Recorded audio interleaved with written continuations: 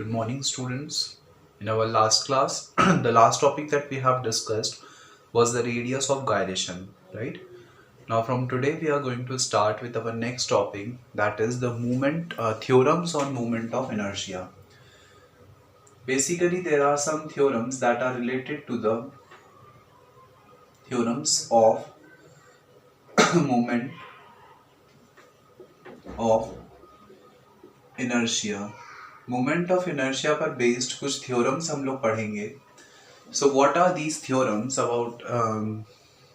What does these theorems tell us about the moment of inertia? All those things we will discuss here in detail, right? So first of all, there are basically the three theorems. First is the theorem of addition, theorem of addition. The second is theorem of perpendicular axis, and the next one is theorem of parallel axis. One by one हम तीनों theorems को discuss करेंगे. सबसे पहले theorem of addition discuss करते हैं. So according to the theorem of addition, सबसे पहले मैंने एक रिजिड बॉडी जो है वो कंसिडर की. सब late us consider a rigid body and let it is composed of so many particles, right?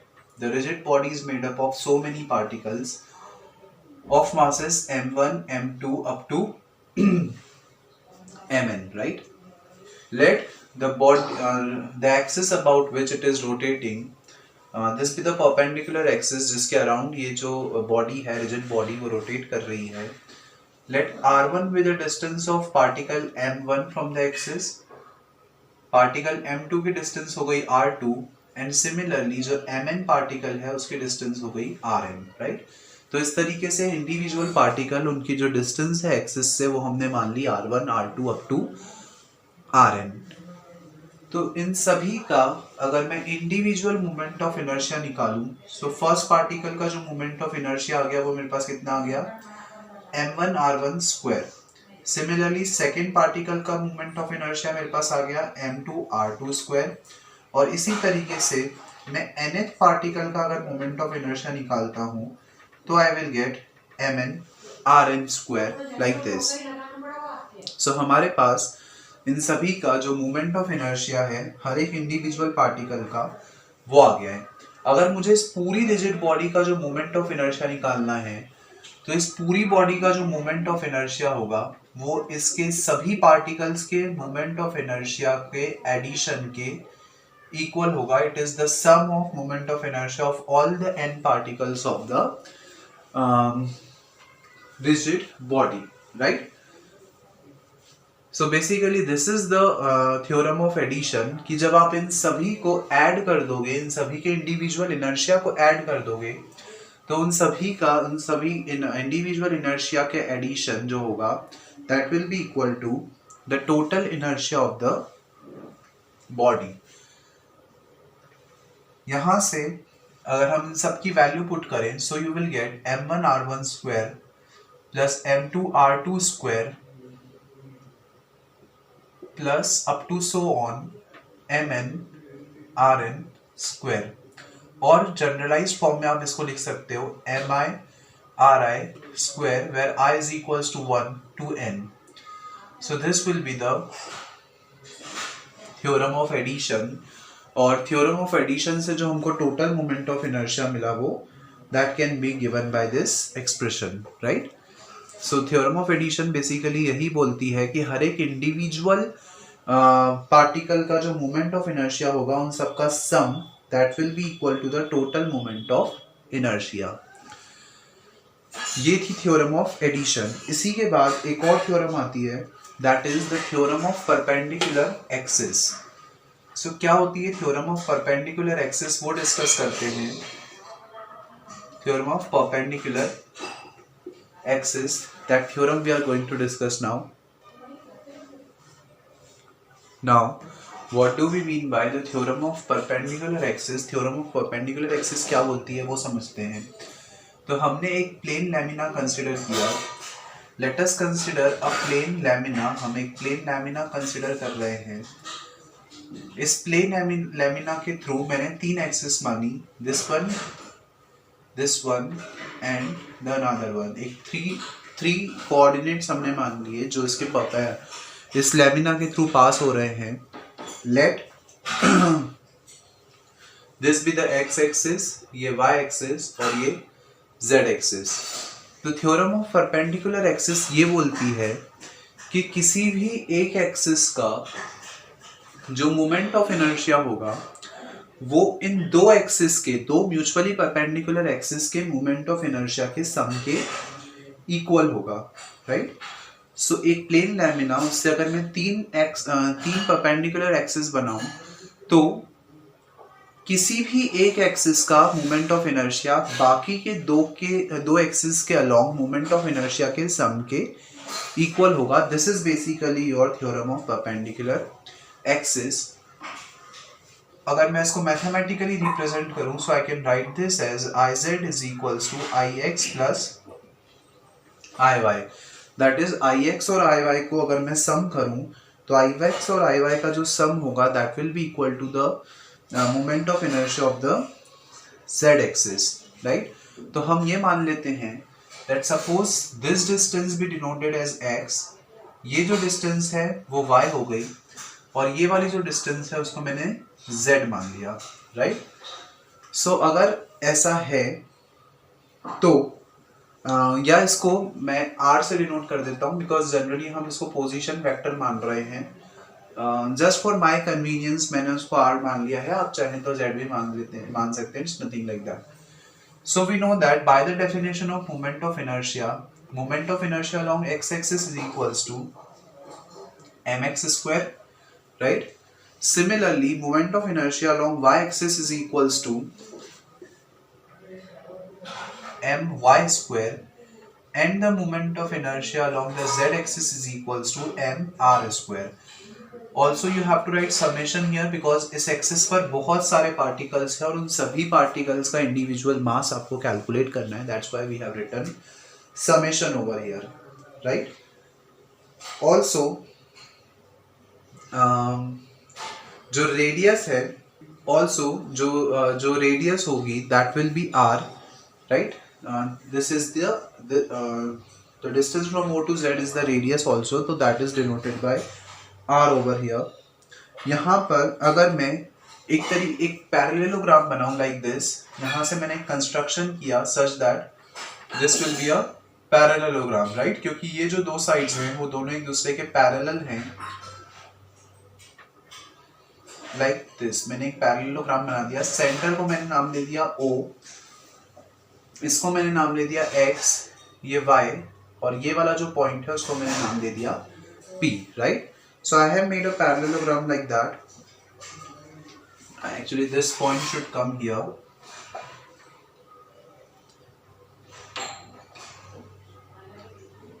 And this will be P. Also ये जो है ये रेडियस है and radius is R, right? तो रेडियस कितनी हो गई R, हमने ये लिख दिया। Now अगर मैं यहाँ पर इस ट्राइंगल में, that is I am talking about the triangle OXP, अगर मैं इस ट्राइंगल में OXP में पाइथागोरस थ्योरम लगाऊं, I am talking about the triangle OXP. So by Pythagoras theorem I know that h square is equals to p square plus d square, right. यहाँ पर आपका 90 degree का एंगल बन रहा है, so you can write it as this r square, this will be the hypotenuse, this r square is equals to x square plus xp square, right? And this xp is basically equals to y. ये और ये दोनों equal है तो आपने यहाँ पे लिख दिया y, और you can write it as this r square is equals to x square plus y square, right? ये y है, since ये y है, ये दोनों x के बराबर, और ये जो है this is the जो r है वो हाइपोटेनियस हो जाएगा, right? अगर हम इन दोनों साइड्स में समेशन m से मल्टीप्लाई कर दें, और multiplying both the sides by summation m, so that you will get summation mr square is equals to summation mx square is equals to summation my square, and you know that summation mr square is equals to iz, summation mx square is equals to ix, and summation my square is equals to my. और यही होती है हमारी perpendicular axis theorem, right? So in this way students we can prove our perpendicular axis theorem like this. Similarly ऐसी ही एक और theorem होती है, that is the theorem of parallel axis. अब हम लोग पढ़ेंगे कि जो parallel axis theorem है वो क्या बोलती है, and we are going to prove that theorem also. So let us see now that what do we mean by parallel axis. theorem of parallel axis क्या होती है, क्या उसका स्टेटमेंट है वो समझते हैं. सो सबसे पहले मैंने एक रिजिड बॉडी सपोज की. Let us consider a rigid body like this. रेट इसका जो सेंटर ऑफ मास है, let this be this point, right? Center of mass वो पॉइंट जहां पर इस पूरी बॉडी का जो मास है सपोज टू बी कंसंट्रेटेड. तो यहाँ पर मैंने एक एक्सिस ड्रॉ की through its centre of mass. Also इस एक्सिस के पैरेलल में मैंने एक दूसरी एक्सिस ड्रॉ करी है लाइक दिस. अगर मुझे इस एक्सिस पर के किसी पॉइंट पर मोमेंट ऑफ इनर्शिया निकालना है, तो इस पैरेलल एक्सिस के पॉइंट पर, किसी भी पॉइंट पर जो मोमेंट ऑफ इनर्शिया होगा वो सेंटर ऑफ मास का मोमेंट ऑफ इनर्शिया, मतलब जो ये वाला पॉइंट है उसका मोमेंट ऑफ इनर्शिया प्लस इस बॉडी का मास, और इन दोनों पॉइंट्स की जो परपेंडिकुलर डिस्टेंस है उनके सम के इक्वल होगा. मैंने मान लिया इन दोनों के बीच की जो परपेंडिकुलर डिस्टेंस है, let that B denoted by a, इसका स्क्वायर इसके इक्वल होगा, right? I am repeating again. अगर मुझे ये एक एक्सिस जिस पर ये सेंटर ऑफ मास, ये एक दूसरी एक्सिस, इस पर कोई पॉइंट मैंने बनाया, इस पॉइंट पर अगर मुझे मोमेंट ऑफ इनर्शिया कैलकुलेट करना है तो इस पॉइंट पर जो मोमेंट ऑफ इनर्शिया होगा वो कितना होगा? इस पॉइंट पर जो मोमेंट ऑफ इनर्शिया होगा वो इस सेंटर ऑफ मास का मोमेंट ऑफ इनर्शिया प्लस इस बॉडी का जो मास है वो, और इन दोनों के बीच की जो डिस्टेंस है उसके स्क्वायर के सम के इक्वल होगा. And this will be the total moment of inertia at a point on the parallel axis to the axis which is passing through the center of mass, right? Now अगर हम इसी चीज को prove करें, so how we can prove that thing we are going to see. उसके पहले हम मान लेते हैं कि ये जो डिस्टेंस है, let that distance be x, so that इस rigid body की जो total रेडियस हो गई, that will be a plus x, right? Now we know that जो I होता है, that is the moment of inertia, that I is equals to summation mr square. यहां पर जो रेडियस है वो कितनी है? a plus x, so I have written a plus x square here, right?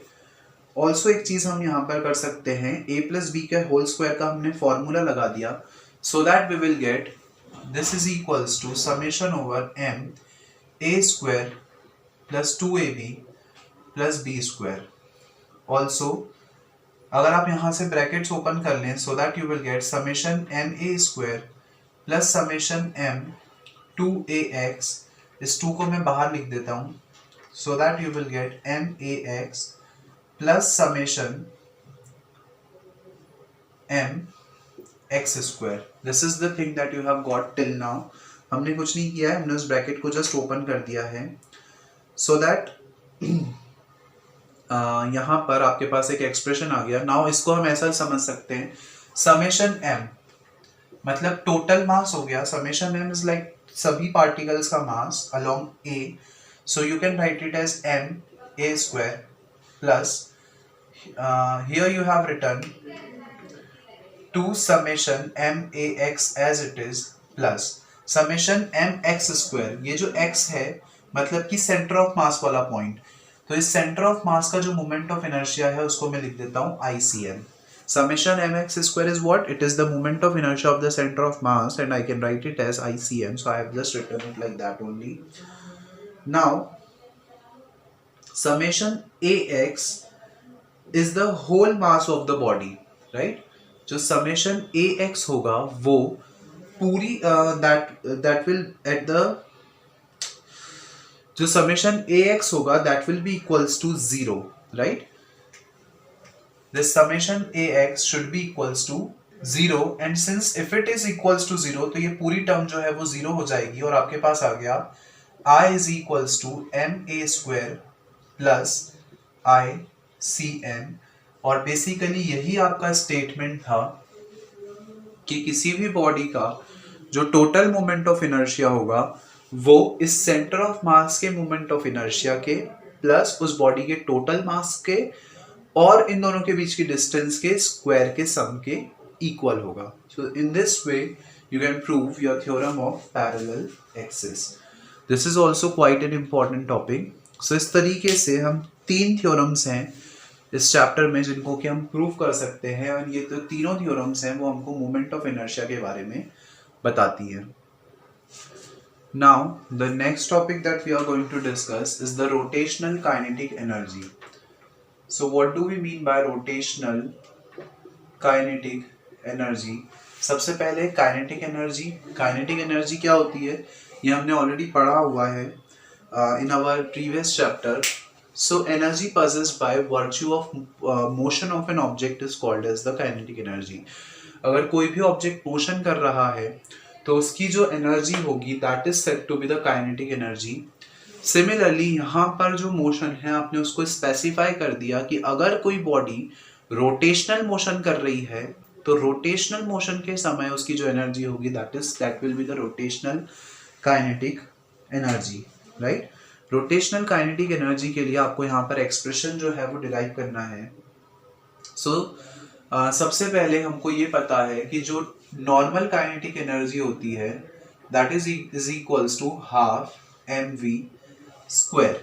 But हमको पता है कि रोटेशन के केस में जो वेलोसिटी है हम उसको लीनियर वेलोसिटी नहीं लिखते हुए एंगुलर वेलोसिटी लिखते। तो अब हमको चेक करना है कि एंगुलर वेलोसिटी की टर्म्स में हम काइनेटिक एनर्जी को किस तरीके से रिप्रेजेंट कर सकते हैं, so that we will be able to find out the rotational kinetic energy, right. So सबसे पहले तो हम मान लेते हैं कि एक बॉडी जो कि बहुत सारे मासेस से मिलकर बनी है that is m1 m2 m3 up to mn। कोई भी बॉडी बहुत सारे पार्टिकल से मिलकर बनी है और इन सभी का जो मास है इंडिविजुअल मास मैंने मान लिया m1 m2 up to mn। Also एक चीज इन सब की जो वेलोसिटी है वो मैंने मान ली v1 v2 v3 up to vn, right. अगर मैं इन सबकी काइनेटिक एनर्जी निकालूं तो फर्स्ट पार्टिकल की जो काइनेटिक एनर्जी हो जाएगी that is kinetic energy 1 is equals to half m v one square. Second की काइनेटिक एनर्जी हो जाएगी half m v two square up to so on. nth वाले की काइनेटिक एनर्जी हो जाएगी half m v n square. अगर हम यहाँ से टोटल काइनेटिक एनर्जी निकाल लें तो जो टोटल काइनेटिक एनर्जी होगी वो फर्स्ट की सेकेंड की up to so on nth वाले की जो काइनेटिक एनर्जी होगी उन सबके सम की इक्वल होगी। यहाँ पे मैं सबकी वैल्यूज पुट कर देता हूँ so that I will get half, अच्छा, the mass is taken to be m1 m2 mn, right. So that I will get m1 r1 square plus half m2 r2 square plus dot dot dot half mn rn square. This thing we have got till now. Also, students, we know that the relation between the linear velocity, okay, this one should be v, half m v square, na? So, we have to write v here. We know that the relation between linear velocity and angular velocity is that v is equals to r omega, where r is the radius of the circular path. तो यहाँ पर अगर मैं ये values put कर दूं तो मुझे मिल जाएगा हाफ m1 v1 की जगह पे मैंने क्या लिख दिया r ओमेगा 1 स्क्वायर, राइट। इसका whole square actually we have to write, so that I will get v1 की जगह पे मैंने लिख दिया है r ओमेगा 1 स्क्वायर। ऑल्सो जो मासेस हैं वो अलग अलग पॉइंट पर सिचुएटेड हैं इसलिए हमको यहाँ पर लेना पड़ेगा r1 ओमेगा 1 स्क्वायर प्लस ये हो जाएगा half m2, this one will be r2 omega 2 square plus dot dot dot half mn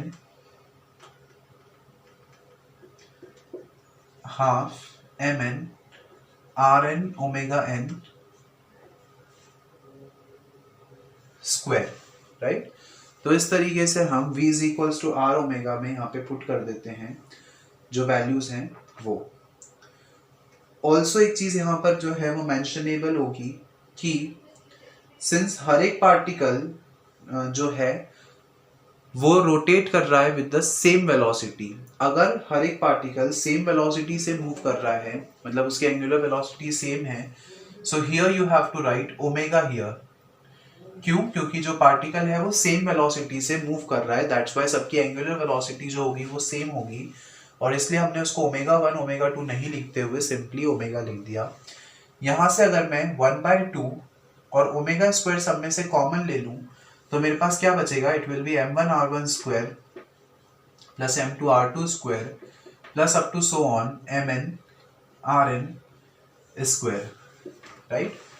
And also I know that this m1 r1 square plus m2 r2 square, this is equals to the inertia of all the particles, that is you can write it as half omega square inertia of first particle, inertia of second particle plus dot dot dot inertia of nth particle. This is the kinetic energy.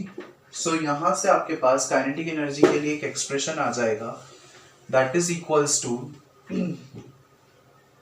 Kinetic energy is equals to half omega square, ये जो है ये total inertia हो गया, that is I, और you can write it as half I omega square. So this will be the kinetic energy, or you can say the total the expression for kinetic energy when the particle is rotating about its axis, right? So इस तरीके से आप जो kinetic energy है उसके लिए expression derive कर सकते हैं। This will be the required expression. Hence our chapter is completed now. There are some of the relations that are given at the last of the chapter. All that relations basically you can do by your own, right? So simple से relations हैं वो किसी भी दो physical quantities के बीच में, they are hardly of 1 or 2 steps, so that you can do by your own. So that's all for today's class. Also our chapter is completed now, so from the next class we are going to start our next chapter. Thank you.